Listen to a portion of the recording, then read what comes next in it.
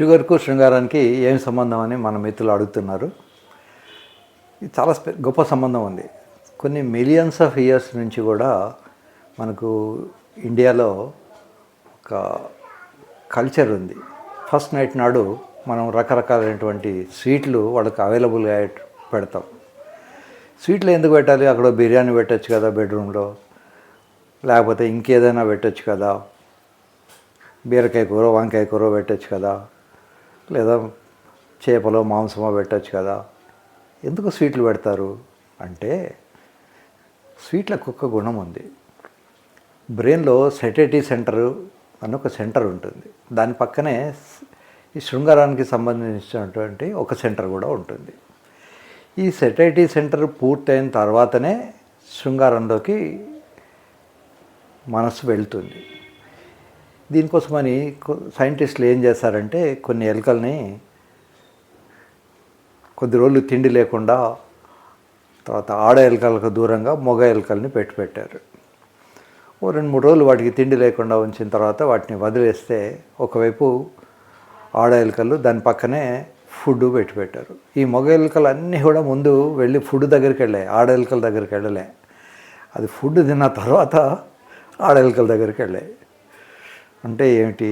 So basic needs food తర్వాతనే sex వస్తుంది. So ఈ ఎలకలన్నీ అలా పోయిన తర్వాత వాటికి ఉన్నటువంటి హార్మోన్స్ అవన్నీ వాళ్ళు ఇవాల్యుయేట్ చేసుకున్నారు. సో మనం చాలా ఫుడ్ తింటే తప్ప మన సెటేటివ్ సెంటర్ సాటిస్ఫై కాదు. కానీ స్వీట్ అనేది చిన్న ముక్క తీసుకున్నా కూడా తొందరగా సెటేటివ్ సెంటర్ సాటిస్ఫై అవుతుంది. ఈ సెటేటివ్ సెంటర్ ఏమిటి అంటే చాలు, ఇక తిండి నాకు అవసరం లేదు అని అనిపించే సెంటర్ అన్నమాట. అందుకని శరీరంలో షుగర్ శాతం మరీ తక్కువైపోతే వాడికి చెమటలు వస్తుంటాయి, తలనొప్పి వస్తుంటుంది, కోపం వస్తుంది, ఆకలి అవుతుంటుంది. అప్పుడు భార్య మీద ఉన్న అందం మీద దృష్టి పడదు. కొద్దిపాటైనా కనీసం తింటే కానీ దృష్టి రాదు. ఈ తిండి కనుక మరీ ఎక్కువైపోతే ఆయాసపడుతూ శృంగారం ఎందుకులే, ఇప్పుడు గాలి తీసుకుంటేనే సరిపోతుందిలే అనుకొని అక్కడికి ఆగిపోతాడు. కనుక అసలే లేకపోతే ప్రాబ్లమే, మరీ ఎక్కువైపోతే కూడా ప్రాబ్లమే. సామాన్యంగా బిర్యానీ వగైరా తిన్న తర్వాత ఆయాసం అవుతుంటుంది. అందుకని మనవాళ్ళు ఫస్ట్ నైట్ నాడు బిర్యానీ బెటరు. ఫస్ట్ నైట్ నాడు బెడ్రూమ్లో చిన్నపాటి స్వీట్లు ముక్కలు ఉంటాయి. వాడికి ఏది ఇష్టమైతే ఏదో ఒకటి తింటాడులే, ఒకవేళ నిజంగా ఆకలి అయితే అని. సో ఇప్పుడు ప్రస్తుతానికి షుగర్ అంటే మనకు మన ఇంట్లో కిచెన్లో వాడుకునే షుగర్ గుర్తురాదు, షుగర్ వ్యాధే గుర్తు వస్తుంటుంది. ఎందుకంటే India is the capital of diabetes అట. అందులో హైదరాబాద్లో మరీ ఎక్కువ ఉంది అట షుగర్. మనం అందరం అనుకుంటాం అన్నం తినడం మానేసి రొట్టెలు తింటే సరిపోతుంది, షుగర్ కంట్రోల్ అయింది అని. కాదు. మరి బాంబేలో కూడా చాలామంది షుగర్ పేషెంట్స్ ఉంటారు. బాంబేలో కొద్దిమంది అయితే అసలు అన్నం వాసన కూడా చూడరు, వాళ్ళు రోజు రొట్టెలే తింటారు, మరి అయినా కూడా వస్తుంది. కనుక షుగర్ వ్యాధికి అన్నం వంతుకు రొట్టెలు కాదు, తీసుకునే తిండి అన్నం కానీ రొట్టెలు కానీ ఇంకేదైనా కానీ క్వాంటిటీ తగ్గించుకోవాలి. అంతే తప్ప నేను అన్నం వంతుకు జొన్న రొట్టె తిన్నాను కనుక నాకు షుగర్ రాదు అని అనుకోవడం, లేదా షుగర్ కంట్రోల్ అయి ఉంటుంది అని అనుకోవడం పొరపాటు.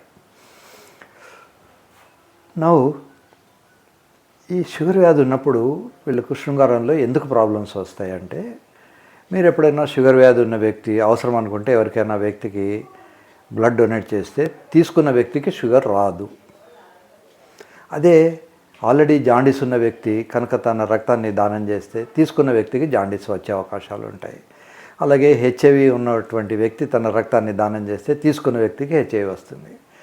మరి వాళ్ళు ఇచ్చిన రక్తంలో వచ్చినప్పుడు మరి ఈ షుగర్ వ్యాధి ఉన్నవాడు ఇస్తే వీడికి ఎందుకు రాదు? వాళ్ళందరికీ జాండీస్ వాడికి హెచ్ఐవి వాడికి వచ్చినట్టు అంటే షుగర్ వ్యాధి రక్తంలో లేదు. మరి రక్తంలో లేకపోతే మా డాక్టర్ గారు నాకు రక్త పరీక్షలు ఎందుకు చేస్తాడు? నేను ప్రతిసారి 120, 140, 160 అని ఇవన్నీ లెక్కలు వేసుకుంటున్నాను కదా రక్తంలోనే. ఏమిటి అంటే ఎలక్ట్రిసిటీ మన రూమ్లో మనకు బల్బు వెలుగుతుంది, కానీ దీని మీటరు ఫ్యూజులు అన్నీ కూడా ఎక్కడో మెట్ల కింద ఉంటాయి, దూరంగా ఉంటాయి. అలాగే ఈ షుగర్ వ్యాధి రక్త నాళాల్లో ఉంటుంది, కానీ మనం దాన్ని చూసేది మాత్రం రక్తంలోనే. అలాగే జాండీస్ అనే వ్యాధి లివర్లో ఉంటుంది, కానీ అది కళ్ళల్లో కనబడుతుంది. సో కళ్ళు పచ్చగా ఉన్నాయని కళ్ళల్లో మందేస్తే జాండీస్ తగ్గదు. సో లివర్కి సంబంధించిన మందులే వాడాల్సి వస్తుంది. సో కనిపించేది వేరు, అసలు ఉండేది వేరు. అదే జీవితం. మన సినిమాకి వెళ్తే మనకు తెర మీద అన్నీ కనబడతాయి. తెర వెనకాలకి వెళ్ళి చూస్తే అక్కడ మనకు రాముడు భీముడు ఎవరు కనిపించరు. సో అదంతా తెర మీద నాటకం. సో షుగర్ కూడా అంతే. మనకు కనిపించేది ఒకటి, లోపల జరిగేది ఇంకొకటి.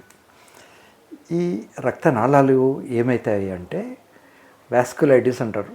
షుగర్కు రెండవ పేరు జనరలైజ్డ్ వాస్కులైటిస్. అంటే శరీరం నిండా ఉన్న రక్తనాళాలన్నీ కూడా డ్యామేజ్ అయిపోతాయి.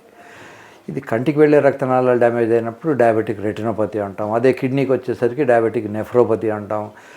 కొంతమందికి కాళ్ళల్లో అరికాళ్ళల్లో మంటలు వగైరా వస్తుంటాయి, దాన్ని డయాబెటిక్ న్యూరోపతి అంటాం. సో పేరు వేరైనా వ్యాధి ఒకటే. ఈ రక్తనాళాలు అంగాన్ని కూడా అవసరం.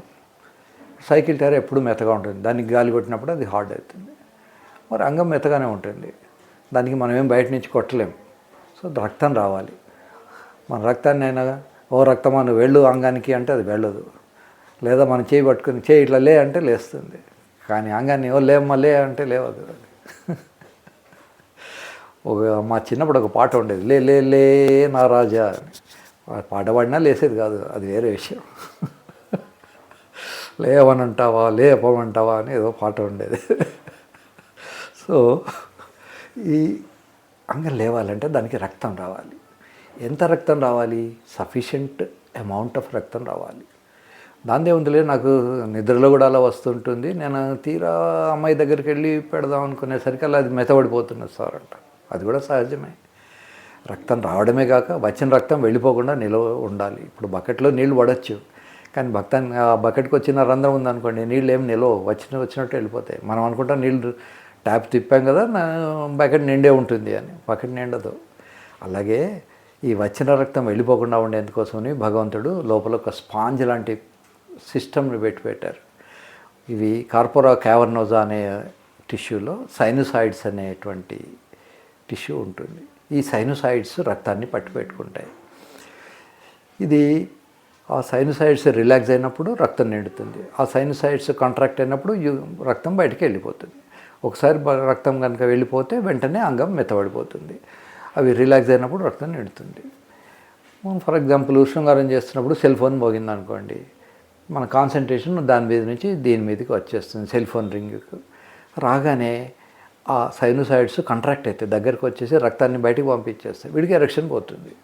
కనుక ఎవరైతే శృంగారంలో పాల్గొనదలుచుకున్నారో, ఎస్పెషల్లీ ఎవరికైతే డయాబెటీస్ వ్యాధి ఉందో వాళ్ళు ఇట్లాంటి బయట నుంచి వచ్చే స్టిములస్కు దూరంగా ఉండాలి.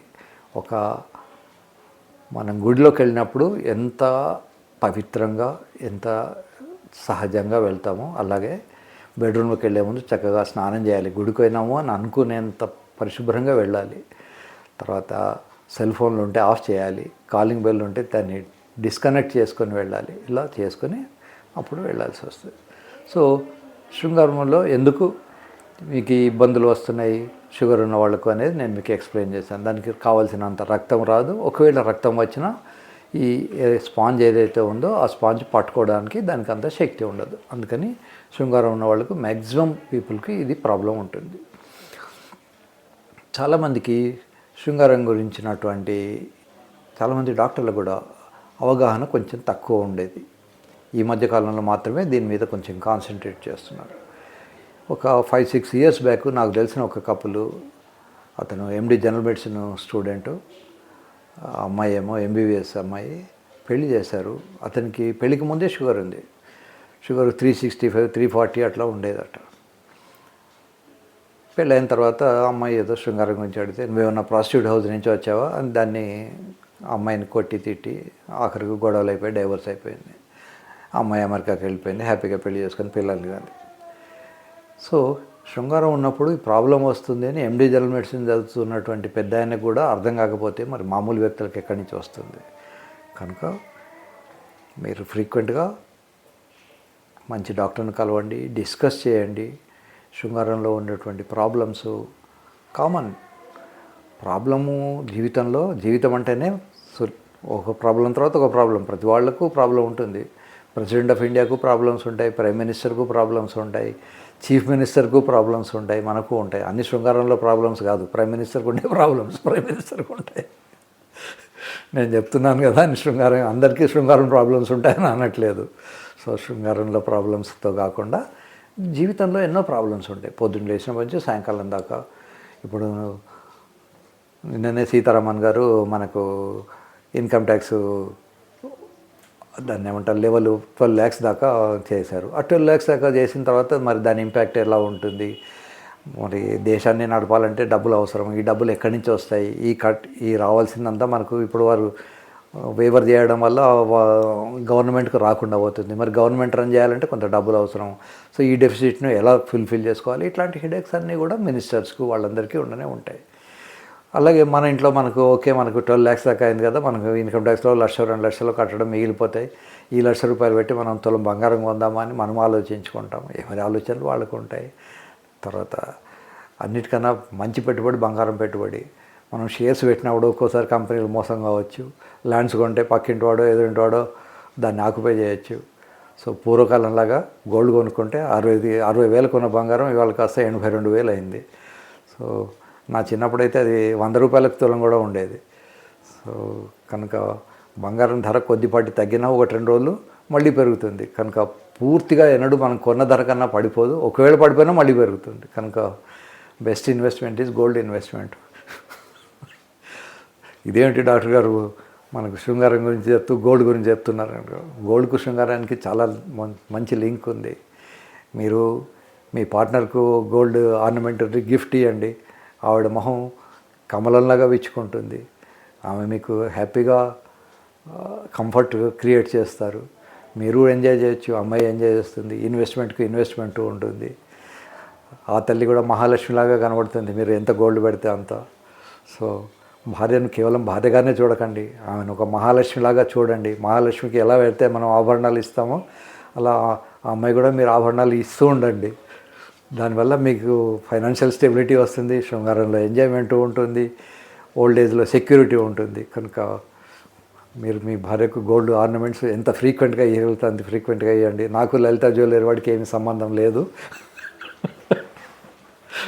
కనుక ఇదేదో వీళ్ళిద్దరి మధ్య సంబంధం ఉందని అనుకోకండి, మాకు ఎలాంటి లింక్ లేదు. లలిత జ్యువెలరీ కాకపోతే ఇంకో జ్యువెలరీ మీ ఇష్టం, ఎక్కడైనా కొనుక్కోండి. సో ఇది శృంగారానికి షుగర్కు ఉన్నటువంటి రిలేషన్.